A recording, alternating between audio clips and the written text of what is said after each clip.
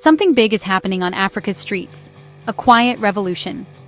Gone is the roar of petrol engines, replaced by the near-silent hum of electric bikes. This is more than a tech upgrade. It's a transformation of daily life for millions. $100 million investment is fueling this shift, promising cleaner air and more money in people's pockets. Imagine Nairobi's Boda Boda riders and Lagos's Okada drivers, urban lifelines, now switching to electric. For years, they've relied on expensive, polluting petrol. That's changing fast. Electric motorbikes or e-bikes are no longer a distant dream. They're here, on the ground. This isn't just about swapping engines. It's about Africa taking charge of its future. The continent is innovating, not just following global trends.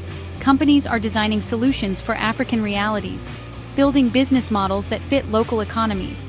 The world is finally noticing Africa's potential to leapfrog old tech and embrace sustainability. From government offices to tech hubs, e-mobility is the buzz. It's seen as a way to tackle urban pollution, reduce fuel imports, and create jobs. This is more than motorcycles. It's about a continent shaping its destiny. Technology is being used to build a cleaner, more prosperous future. The silent hum of e-bikes is now the sound of progress.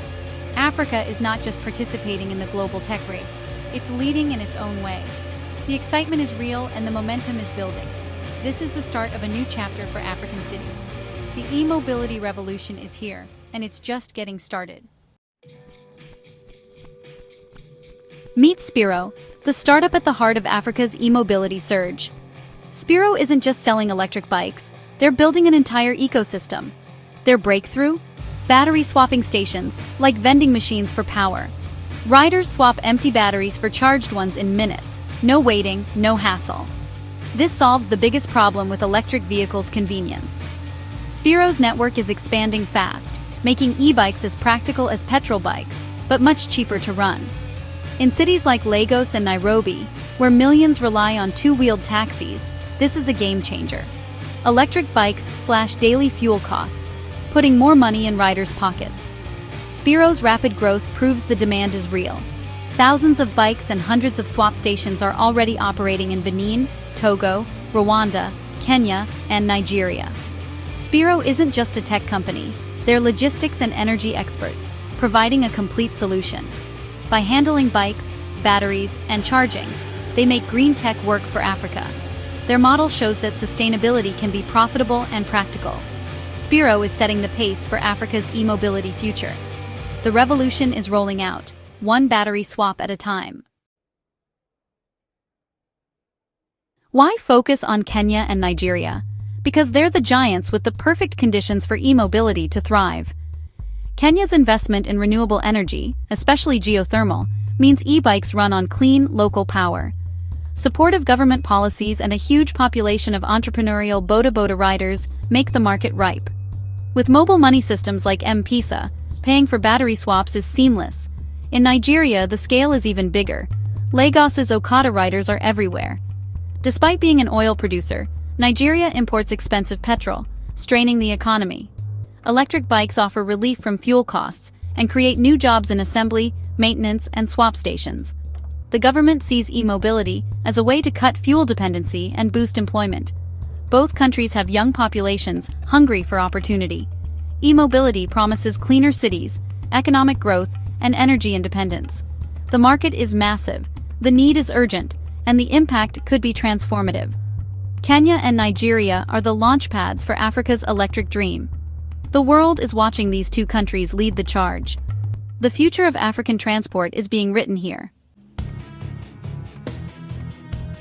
E-mobility isn't just about the environment, it's an economic engine. For riders, switching to electric slashes their biggest daily expense fuel. More savings mean better lives for families and stronger local economies. On a national scale, every electric bike reduces costly fuel imports, keeping more money at home. This shift strengthens currencies and boosts energy independence. The e-mobility boom is creating new jobs: assemblers, technicians, swap station staff, and entrepreneurs. It's a whole new value chain of green jobs for a modernizing Africa. Data from connected bikes can optimize traffic, plan cities, and unlock new financial services. Banks and fintechs can offer loans and insurance to riders with stable incomes. Swap stations could become community hubs, offering more than just batteries. The ripple effect touches finance, urban planning, and small business. E-mobility is sparking innovation across the continent. It's about prosperity, opportunity, and a cleaner future. The benefits go far beyond the road. Africa's e-mobility boom is part of a global story. China and India are key players, supplying bikes, batteries, and investment. Chinese scale and Indian innovation are fueling Africa's electric revolution. This competition means better products, lower prices, and more choices for Africa. For decades, Africa exported raw materials. Now it's becoming a center for green innovation. Startups like Spiro are adapting global tech for local needs, showing Africa can lead in the green economy. As Africa reduces fuel imports, its global relationships shift. The continent gains a stronger voice in climate and economic debates. Africa is proving that sustainable growth is possible and valuable. This new industry makes Africa a strategic partner for global powers. The world is taking notice of Africa's leadership in green transport. The e-mobility revolution is changing Africa's place on the world stage. The road to e-mobility isn't smooth. There are real challenges. Infrastructure is the biggest hurdle. Building enough battery swap stations is a massive task. Reliable electricity, secure locations, and logistics are all critical. Without enough stations, riders worry about running out of power. Regulation is another challenge. Governments must catch up with fast-moving tech. Clear rules on safety, taxes, and grid capacity are essential for growth. The upfront cost of electric bikes is high for many riders.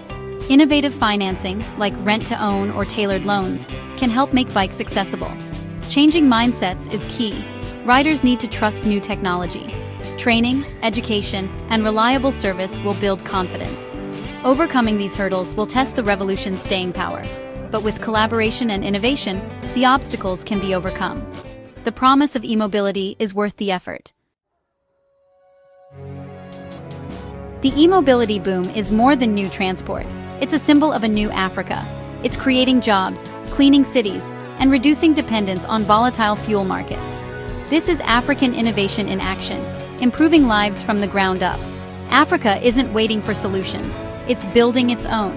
By leapfrogging dirty development, Africa is leading in sustainable growth. Lessons from Nairobi and Lagos could shape cities worldwide. The journey won't be easy, challenges remain. But the momentum is real, and investment is just beginning. As the model proves itself, billions more will flow in, accelerating adoption.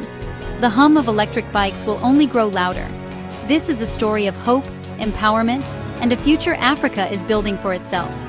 It's about opportunity for riders, jobs for youth, and cleaner air for all.